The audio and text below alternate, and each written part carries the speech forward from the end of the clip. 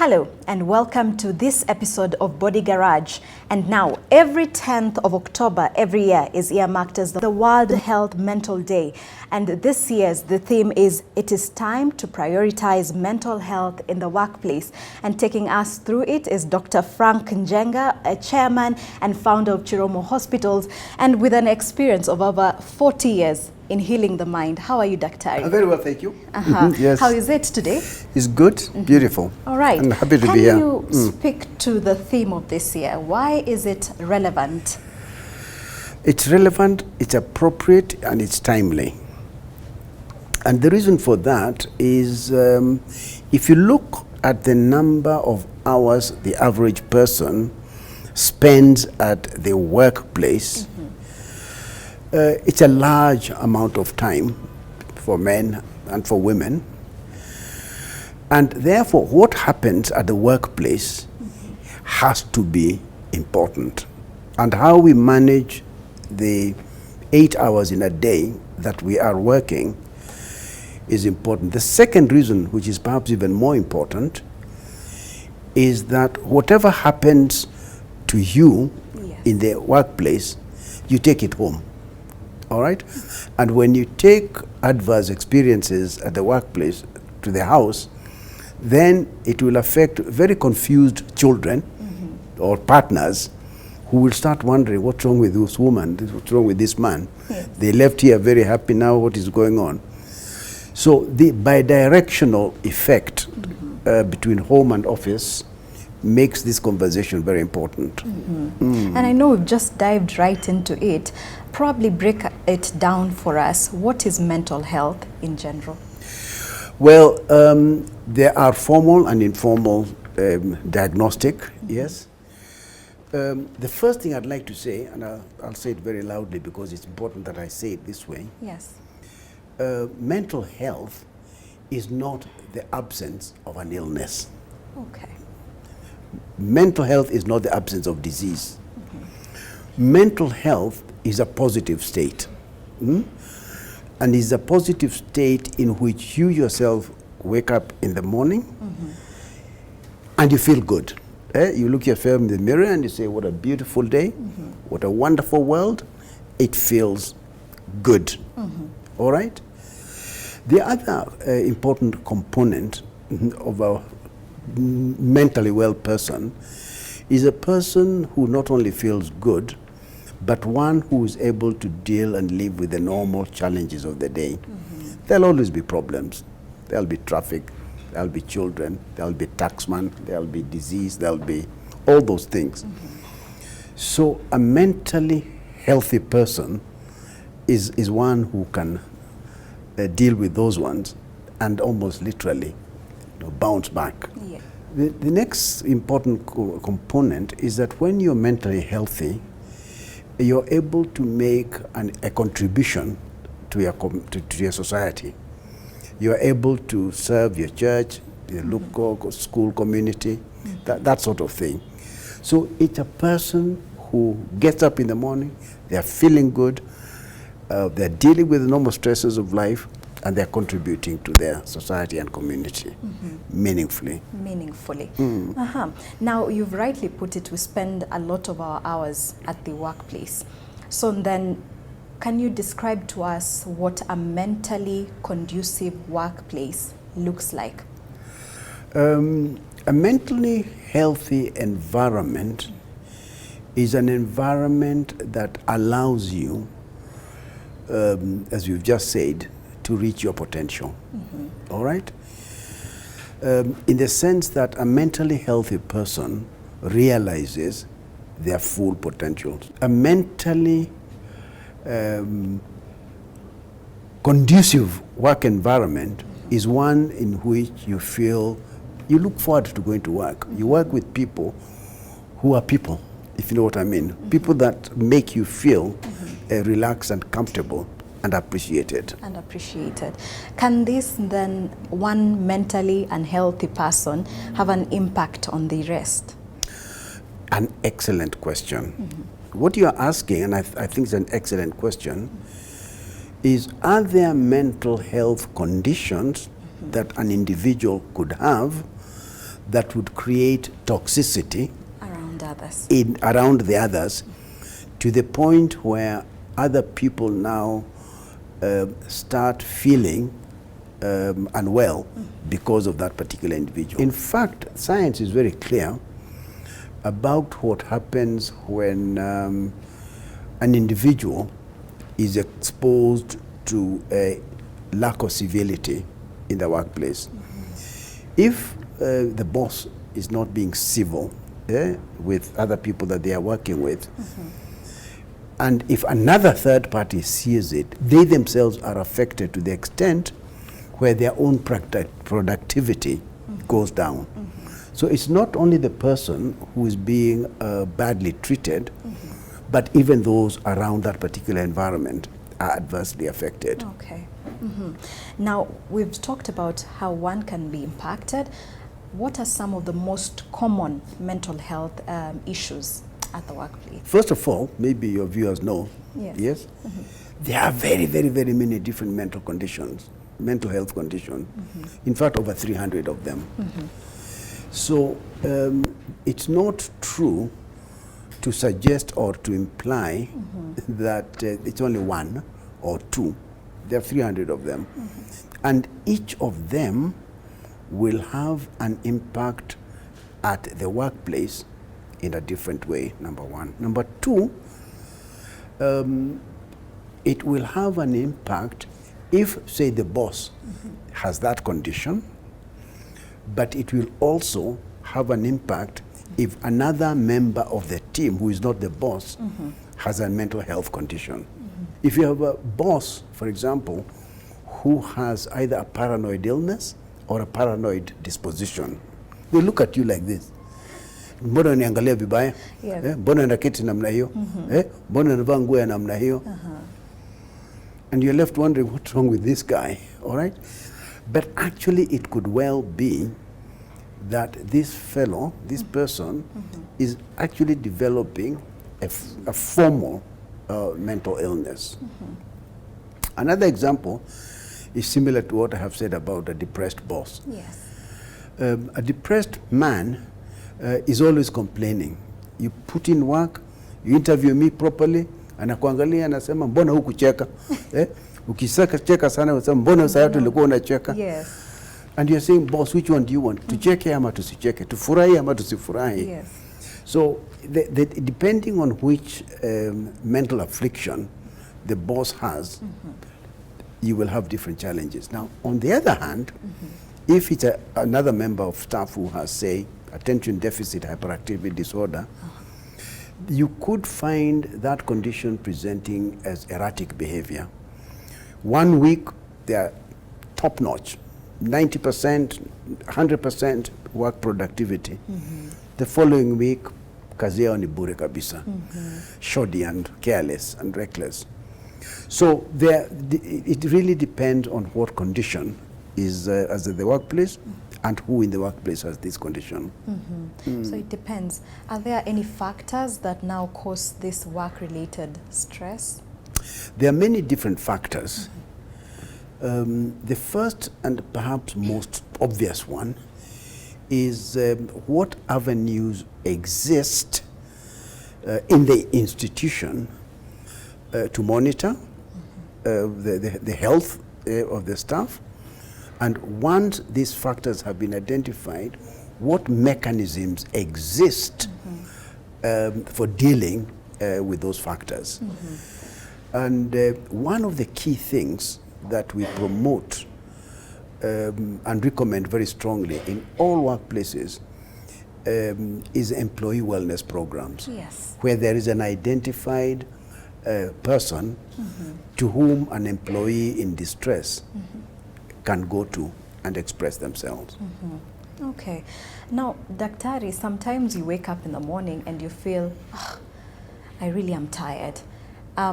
Could that be a sign that actually my mental health at the workplace is deteriorating, and perhaps what other signs should I look out for? Very good question. So waking up one morning and feeling like that, yes, just one morning, nothing to worry about.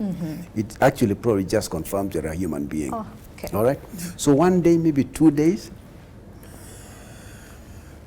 Illness is defined to include impairment of function, meaning that if for 3 or 4 days or even a week you're waking up every day and feeling, oh my God, I can't go to work, I can't look after my children, I can't, it has to last a certain period of time.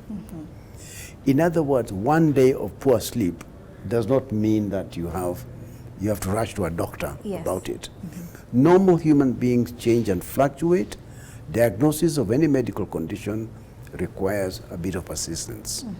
So then, with that, what are some of the signs I should look out for, and probably that would warn me I am slowly becoming unhealthy? Excellent question. So let's just take your own example, yes, of the day you have woken up on a Monday morning or whatever day of the week it is, and you finish yawning. And after you finish yawning, you turn again and you yawn again. Yes. Yes. And then you start contemplating, shall I go to the bathroom, or shall I? And when I go, shall I brush my teeth first, or shall I? Let me sleep first. Yes. Yes? And then you sleep again. The conversation in yourself and around yourself about whether to go to the bathroom or not could take several hours. And by the time it's 10 o'clock and you haven't taken a shower, you say, wachana na hao, tutalala, tutaenda kesho. And then kesho comes. And because you have an illness, kesho comes in the context of you didn't sleep well last night, because insomnia or lack of sleep is one of the symptoms of this particular condition that I'm describing. So you stay most of the night with fitful sleep, you have not slept well, and then in the morning at 7 o'clock, you repeat the same. And you repeat the same conversation and you don't go to the bathroom. And then other things start happening to you. You're not happy, you're not eating, you're sad, you're irritable. If that now lasts for several days, perhaps even weeks, 2 weeks, really it's time for you to present yourself to an expert who will make now a diagnosis of almost certainly a depressive illness. And then the expert will know what to do with you. But the important thing is waking up one day, it's an accumulation of a number of symptoms that the doctor knows that will help the doctor to make the diagnosis. And how do you differentiate mental unhealthiness and burnout? Okay, that's an interesting question. As I say, and I want us to stick on to this one very, very much, the way experts define mental health conditions is very systematic. And it's all predefined in something that we call Diagnostic and Statistical Manual, DSM-5.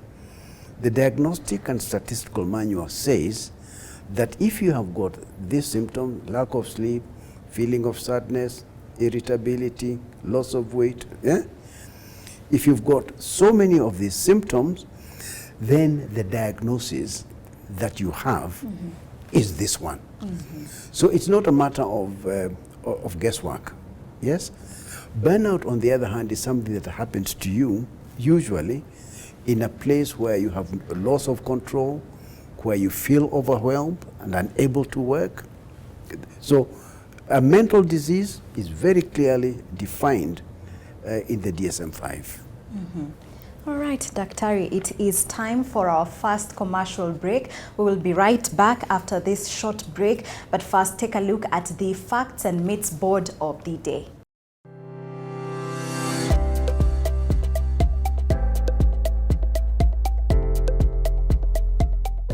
People with mental health needs, even those who are managing their mental health conditions, cannot tolerate the stress of holding down a job. People with mental health conditions can be just as productive as other employees, especially when they're able to manage their mental health condition well.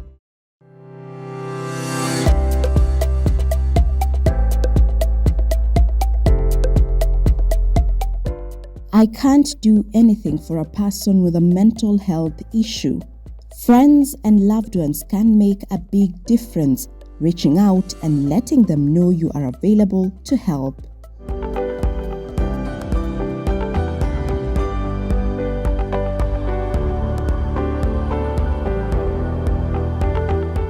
Thank you for keeping it TV47. This is Body Garage, and on this episode we are focusing on World Health Mental Day, which this year's theme, it is time to prioritize mental health in the workplace. And with us is Dr. Frank Njenga. Just before the break, you highlighted some of the possible signs of mental, health problem at the workplace.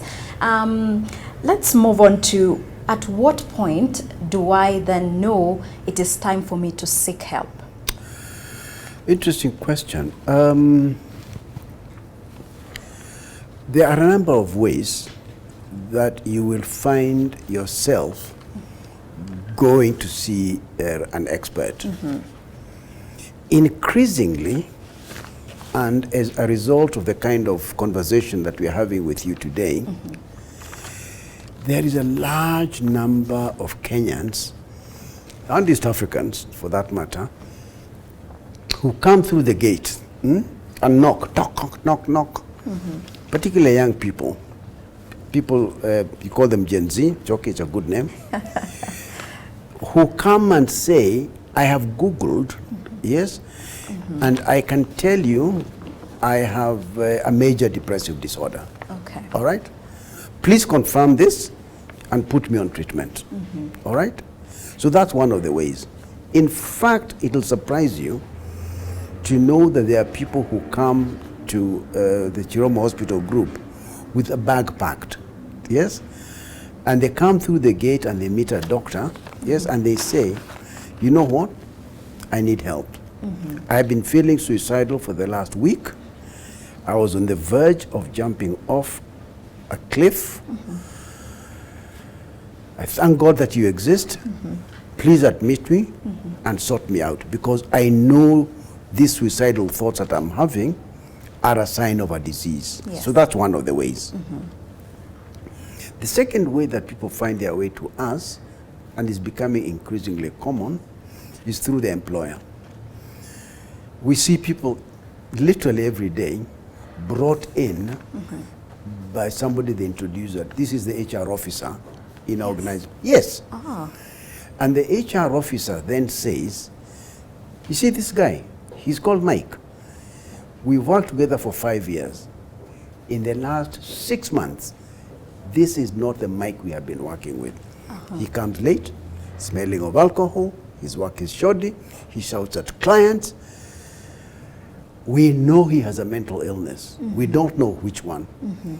We have come with him, together with his wife and his brother, to take over. Mm-hmm. That's the second method. Very, very, very common these days. The third method is where a spouse comes through the gate, and the spouse says, you know, doc, this is my wife. Yes. I love her very much. We've been together for 10 years. Since the baby was born, this is not the girl I married. Mm-hmm. I don't know what it is, but something is. So spouses, parents with their children, teachers, we see a lot of referrals from teachers in high school. This is my top performing student, this one. Mm-hmm. But he's become rude. He doesn't put in work. The answer is, because of the kind of work we are doing here mm-hmm. today, there are large numbers of people who come to services voluntarily and very fully and very well informed. Mm-hmm. And don't forget social media. Social media continues to play a very, very important role mm-hmm. in informing people about the signs and symptoms of all manner of mental conditions. Yourself, your workplace is the hospital, and I assume on a daily you see a lot of patients. In your experience, how have you been able to dissociate yourself from, the problems of your patients and keep yourself, in check? The answer is very simple: training. Training. Yes. When you undergo this kind of training that makes you a mental health expert, part of the training is around transference and counter-transference. You are trained how to desegregate, yes, matters of home from matters of, it's a formal training, because part of the things I laugh about with your aunties in the whatever it is and your uncles, Yes, is whenever they see a young man or woman with a psychological problem, this is how the conversation starts. I am telling you, me myself, when I was your age, I used to. There's nothing worse you can tell a young man who's suffering than to explain to them how you yourself grew up. The long and short of it is that you are a mental health expert because you have been trained how to objectively evaluate and manage all those conditions without giving examples about your own very unfortunate childhood, which the young man doesn't care about anyway. Yes. Yeah.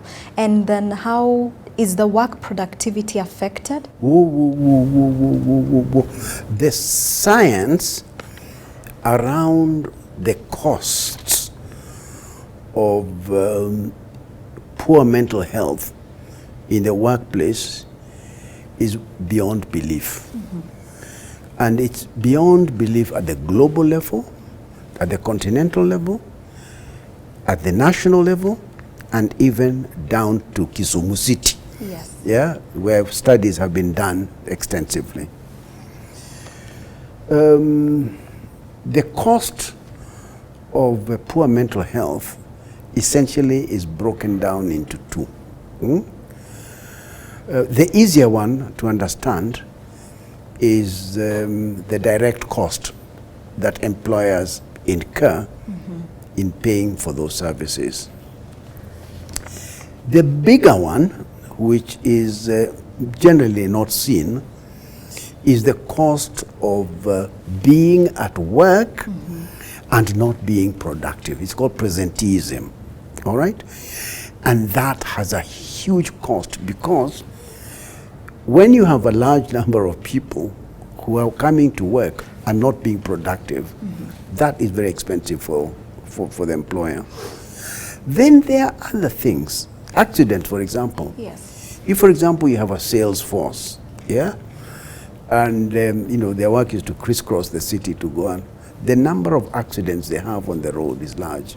If you're running a factory producing unga or whatever it is you have to produce, the number of accidents that you have at the workplace is also large. So don't just count how much is costing the company to have those people treated. It's also what they are not doing because of the mental illness that is expensive. And it actually costs even the government. The government doesn't know that, I think it knows, if government is a person or a place, that mental illnesses reduce the level of activity, productivity at the workplace. The study I'm talking about in Kisumu, done by my friend Lynette Ongeri, was fascinating. It showed how people who have depression, particularly, are not, and these are not big employees with big cars, and these are what in Kenya are called mamamboga type human beings. Yes, when they are depressed, their economic activity is very low. Now, when economic activity is low, so many things happen, including those people are not active at the level of paying taxes. Fascinating study. But the next point is even more important. They were able to show very clearly that by just giving them very small interventions of tablets and psychotherapy, people who were mama boggers, who were depressed and were not going to work, suddenly, as the Bible says, literally got up and walked and went back to work. So the problem is common, but the problem is treatable. Is treatable. Absolutely, yes. All right. You've talked about studies, and I'm wondering, what do the studies, rate our workplaces? How mentally healthy are they? What is the statistics? Okay, I'll give you first of all very general numbers. You must accept that the people who go to work are just normal people like you and I. Yes. All right, there's nothing special about you, nothing special about me. And the numbers are shocking. Let me say that of all these people who are watching us there today, yes? Yes. Assuming they're just normal people, today, 11% of them have one mental disorder or another. That's 1 in 10 people. So whether there are people who are watching TV, whether there are people in a matatu, whether there are people in a train or an aeroplane, whatever it is, if you go into any estate in Kenya and counted 100 people, 11 of them will have. That's shocking. So that is the number you're looking for. Yes? But of course there are some jobs that either attract or cause slightly higher numbers. I'll shock you, if you don't mind. Shock me, please. Doctors are the worst. Yeah. Yes, absolutely, particularly surgeons, anesthetists, and psychiatrists. We are worse off in terms of our mental health than the patients we purport to treat. So there are some professions that have higher numbers, but the general numbers in Kenya, not in England, not in Australia, in Kenya, from the studies is about 11%. And what are these professions that are affected? Well, I've told you. Doctors? Doctors, Yes. Psychiatrists, God help us, surgeons, it's true, anesthetists, yes. And then the other not little group, the other groups like accountants in serious problems, architects, yeah. All right. Talk to us about work-induced trauma, emotional trauma.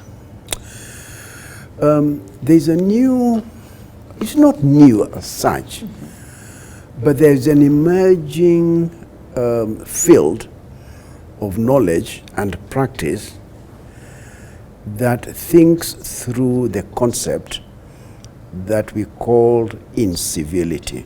Now I'll take you through incivility. Incivility is where employees are treated other than as respectable, mature human beings. The people who have done most of the studies on the effects of incivility are actually among the National Health Service in the UK. And their findings are absolutely fascinating. I'll give another example. The studies have shown that treating members of staff without civility, without respect, is a major cause of mental illness, number one. Number two, is a major cause of poor productivity at work. You'd think that's just work. Let me tell you, when you push the envelope a little closer, you start seeing things that must worry you. For example, when you have doctors, for example, like surgeons, who have been treated without civility, or who experience civility, or who cause others to feel bad at the workplace, the rate of complications of those surgeons in operations in you goes up very high. Meaning that a surgeon who is stressed and a surgeon who is having a difficult work environment is a danger to your health. So, similarly, it doesn't matter, it doesn't have to be a surgeon. It could be your receptionist, yes? A person who is working at the reception who is not treated, who doesn't feel treated with civility, will impact the way that the patients, the customers, are received at the workplace, because they themselves are feel. So incivility at the workplace reflect very, very badly on those customers that come, and therefore on productivity of the entire institution. So if it doesn't go treated, will it persist in my future works? Yes, without a doubt. The reality is that it cannot go away by itself. Something has to be done about it. But the thing about life in general is that you can't do something unless you know what it is. You need to hear us talk about incivility as a new and emerging challenge at the workplace. For you now to go back to work tomorrow and say, hiya, Kumbe, this is what the old man was talking about. Is that really? Then you have a chance of doing something about it. Okay, Daktari, thank you for those insights. We are up for our second commercial break. When we'll be back, we'll be talking about how to now create a safe working environment for the employees as well as the employers. Do stay tuned for that.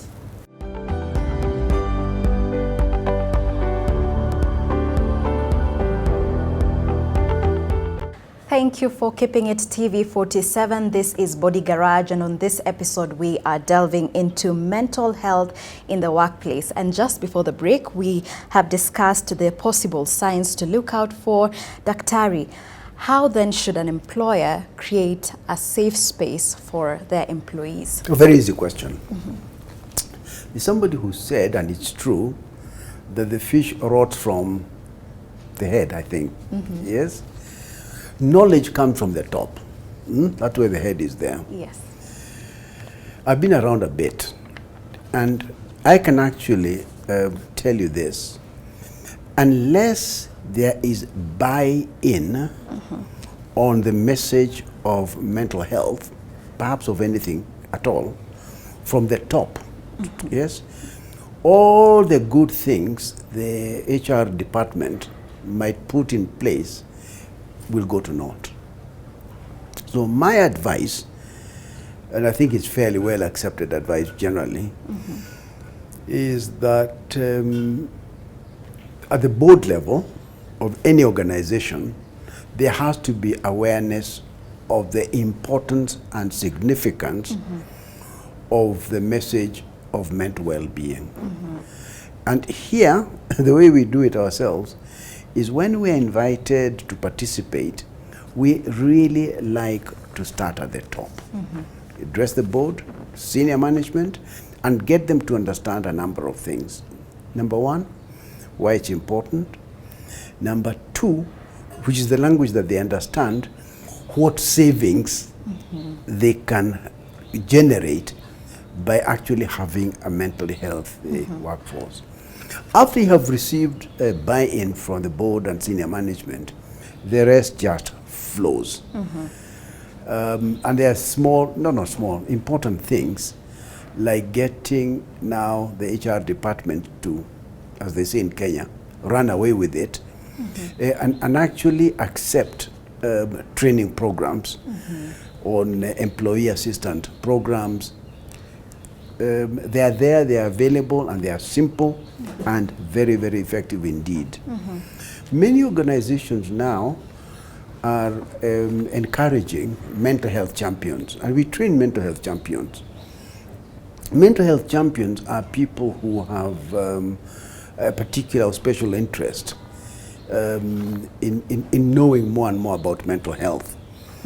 And, you know, they identified, it's a bit like you have fire marshals, people who are known, and those are trained, are trainable, and they have the capacity to give something called psychological first aid. So it can be done. Employee assistance programs are critical. Just people must know where to go for their needs. For journalists, sometimes we get to witness some of, heinous things. For instance, someone witnesses riots and, people dead. Is there a way that some of us can be helped? Very excellent. I don't know where you were working in August 1998. I don't know where you are working. But in after the famous or infamous bomb blast in Nairobi at the American Embassy here, we saw something exactly as you are describing. And it was so big. It's the first time I saw it literally firsthand. And the first time I realized that journalists are exactly like fast responders. Fast responders are the firemen, ambulance people, police, people whose job is to go where there is danger. Where there is danger, exactly. Yes. As opposed to the rest of us who run away from where the danger is. So we were working with journalists after the American bomb blast, American Embassy bomb blast. And we noticed after about a week or two that a lot of them were drinking too much pombe. A lot of them were started complaining they are not sleeping. Others were getting flashbacks of the rubble and of the dead bodies and so on. And I remember vividly, we took them, funny enough, to the Norfolk Hotel, a funny place to take journalists. And we spent an evening with them just to try and understand. And what surprised me, and what has now been published extensively, is that journalists are fast responders by everything but name. And we know that in disasters, all fast responders, police, firemen, ambulance people, all those ones have higher levels of post-traumatic stress disorder. So the answer is a very emphatic yes. We must look after journalists because they are our brothers and sisters, and we expose them to the traumas that come to our land. How long does it take to treat some of these illnesses? Oh my goodness, you could as well ask me how long is a piece of string. Yeah. As I said earlier, every condition has its own characteristics. And it's not an exaggeration to say no two conditions are identical. And there are so many factors that influence the outcome of any medical condition, whether it's blood pressure or diabetes or even malaria. The first and perhaps most obvious one is at what point have you come? Have you come when it is mild? Or have you come when it is very severe? In cancer we say, have you come before you're at stage 1 or have you come at stage? It's the same thing here, number 2. Number 2, it depends also on how your condition was before you got the condition. If you're a weakling, because you don't exercise, you eat poorly, you're always fighting, those things, even if it's a mild illness, it will appear very severe. And thirdly, what kind of interventions have you been able to access? If you've been able to access relevant and appropriate care, then your chances are better than a person. So there's no one answer to your question. The answer is a very political one. It depends, it depends, it depends. Okay, all right, all right. One fear of really coming out and explaining some of the issues that someone has is the stigma. Has stigma levels reduced? I have very good news for you. A very, very, very good news for you. If you're stigmatizing mental health issues, you're alone. Either you're alone or you're very old. Yes? Let me tell you, I have been around for a very long time, and I haven't come across, recently anyway, a man or woman under the age of 35 who stigmatizes matters of mental health. We have done, not me, we as a country have done very well, and it's now known and accepted and acknowledged by the majority of the young people that mental health issues are just mental health issues. I have seen very healthy fights between mom and daughter, between mom and son and dad, and the boy or girl is saying, Mom, I have a depressive illness. I mean, Julie had the same. She went to Chiromo. She was treated. She's back in college. Mom, this is what I have. What's wrong with you? And mom says, no, Tuombe. Nothing wrong with Maombi. Yes. Everything good about Maombi. But the young people have understood it in a way that is beyond all my wildest expectations. We are 100% on a good track. That is lovely to hear. So now back to the workplace. How does one then improve their mental health so that they're not susceptible? Two strategies, two very broad strategies. I think the one that I would like to emphasize more is the one of promotion, promotion of health. And promotion, in a sense, begins with just knowledge and information. What is your mental health? What are the strategies around promoting your mental health? What do you do about simple things like sleep hygiene? Never heard of sleep hygiene? The proper ways you sleep. What is the role of exercise? You know, all those things that, how do you improve resilience around the world? All those things that are promotive and that you can actually be taught and trained by the experts are very important. And then there are strategies around prevention.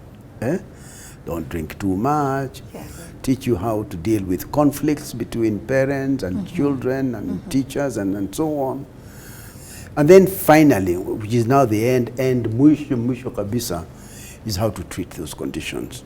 So you need all those three components, and there's not one that is better than the other one. All of them should be carried out together.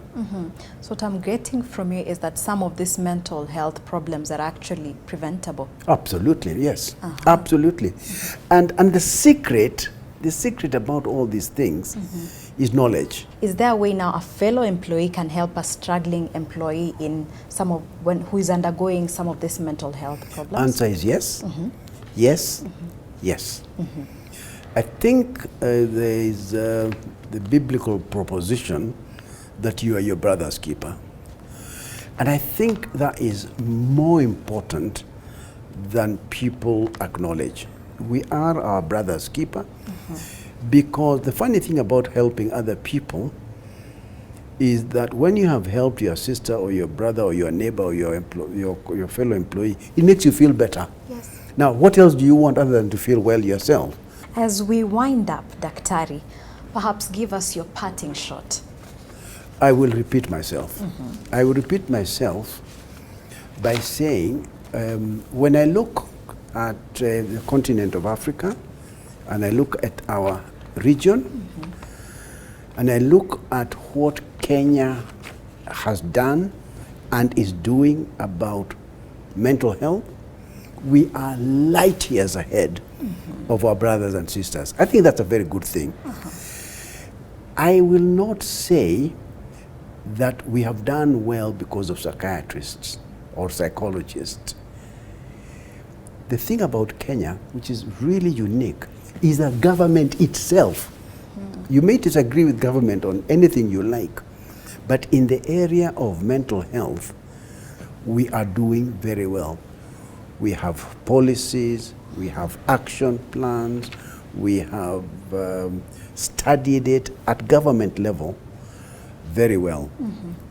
Lakini kama yuko mtu wa serikali anasikia, the only thing we are lacking is budget. Yes. But in terms of knowledge and information, we have done it ourselves as Kenyans. The future is very bright indeed. Right, the future is very bright indeed. That marks the end of our show today. Thank you so much, Daktari, for making time Great for privilege. us. Thank you very much for inviting me. All right, and I hope back at home you are, keeping your mental health in check, especially with regards to the workplace. I am Sheila Chelangat. Let's do this again next week.